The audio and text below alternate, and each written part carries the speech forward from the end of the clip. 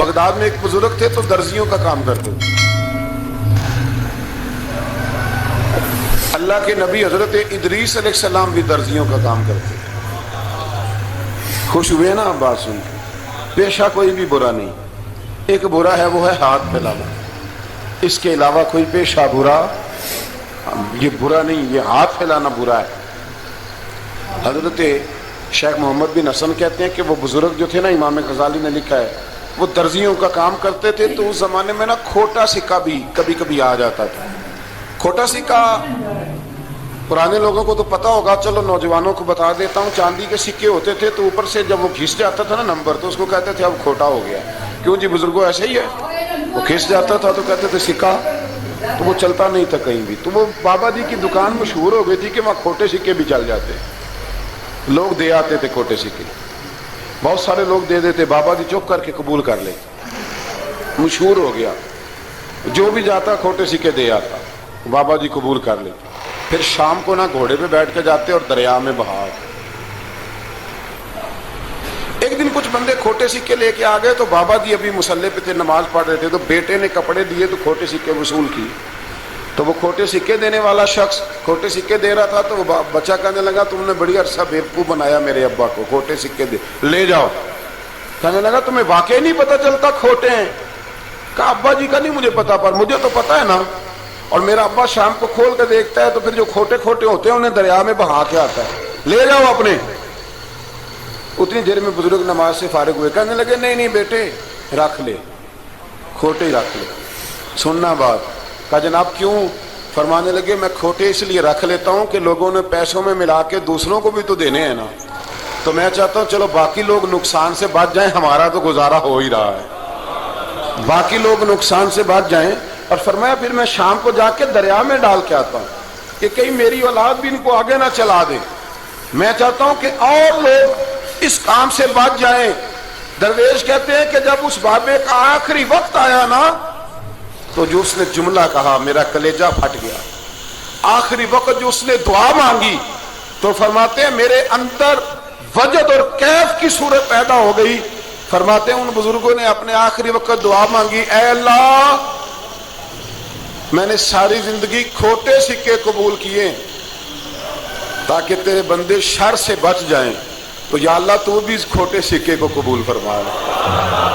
اللہ میں نے کھوٹے سکے قبول کیے, کھوٹے, تاکہ تیرے بندے تکلیف سے بچ جائیں. تو مالک میں بھی کھوٹا ہی ہوں, اللہ تو بھی اس کھوٹے کو قبول فرما لے. اور یہ دعا مانگ کے نا تو کبھی روتے کبھی ہنستے. لوگوں نے کہا کیا ہوا؟ کہتے ہیں لگتا ہے رب نے کھوٹا سکہ قبول فرما لیا, لگتا ہے کہ اللہ نے کھوٹا سکہ قبول. لوگوں کو تکلیف سے بچائیں. ہمارا وجود یارو مطلب کیا ہو جائے گا 2 منٹ کے لیے سمجھ لیں کیا ہو جائے.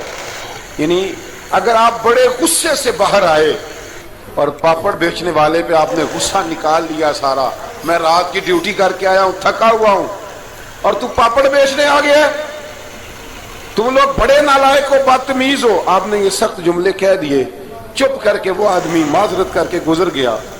وہ تو سارا دن پریشان رہے گا نا کہ میری غریبی کا مذاق اڑا. مطلب ہو کیا گیا, ہوا کیا اگر اس نے کوئی بات کر لی. اعلیٰ حضرت فاضل بریلوی کے خلیفہ تھے لاہور میں سید ابو البرکات شاہ صاحب رحمت اللہ تعالی علیہ.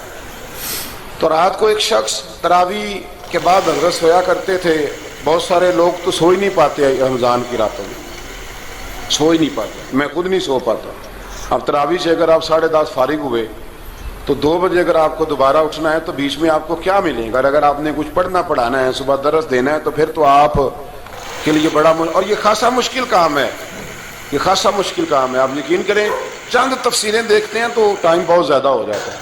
وہ پھر آگے سننے والوں پہ بھی ڈیپینڈ کرتا ہے ان کے مزاج مبارک کس طرح کے. سید صاحب رحمۃ اللہ علیہ نا عشاء کی نماز کے بعد تراویح پڑھ کے تو کچھ عبادت کی, کچھ مطالعہ کیا, صبح درس دینا تھا, تو تھوڑی دیر کے لیے بوڑھے آدمی تھے, تھک گئے تو سو گئے.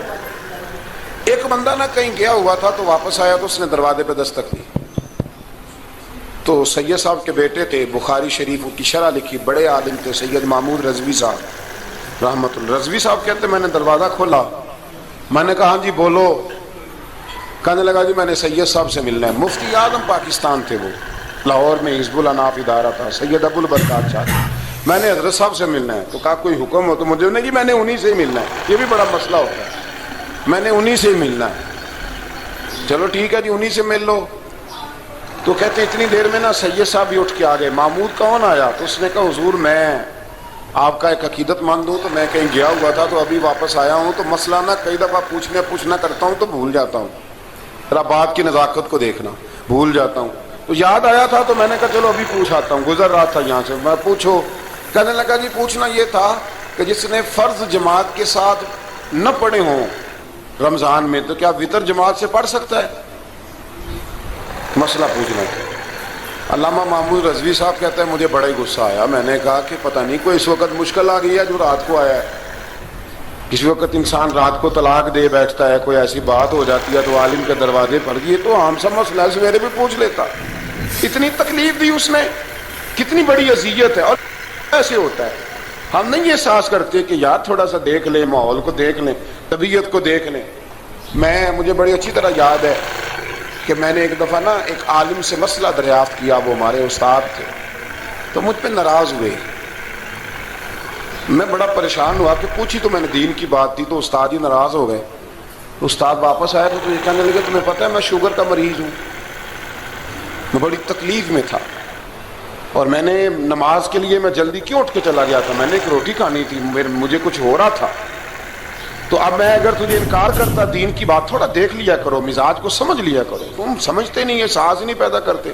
تو بڑی اس وقت چیز سمجھ میں آئی کہ کچھ چیزیں ایسی ہوتی ہیں, ہر وقت انسان ایک موڈ میں نہیں ہوتا. آپ سمجھیں, بہرحال جو بات کر رہا ہوں اس کو سمجھیے گا. تو وہ کہتے ہیں کہ سید صاحب نے اس کو کہا, میں بات ختم کرنے لگا ہوں, کہا کہ وہ اگر نہیں نہ پڑھے فرد جماعت کے ساتھ تو بہتر یہ ہے کہ وطر بھی جماعت سے نہ پڑھو. وہ بندہ مطمئن ہو کے چلا گیا. سید صاحب اپنے کمرے میں چلے گئے. تو علامہ صاحب کہتے ہیں مجھے بڑا غصہ آیا. میں نے اس کو بلایا, میں نے کہا کہ کیا تیری جان کے مصیبت میں آئی ہوئی تھی؟ اسی وقت ہی مسئلہ پوچھنا تھا, اسی وقت ہی پوچھنا تھا, دن نہیں چڑھنا تھا, یا تجھے حضرت اسرائیل بتا گئے تھے کہ تیری آخری رات ہے؟ کہتے میں نے پورا غصہ نکالا اس کا. میں نے کہا تو بڑا ہی بیوقوف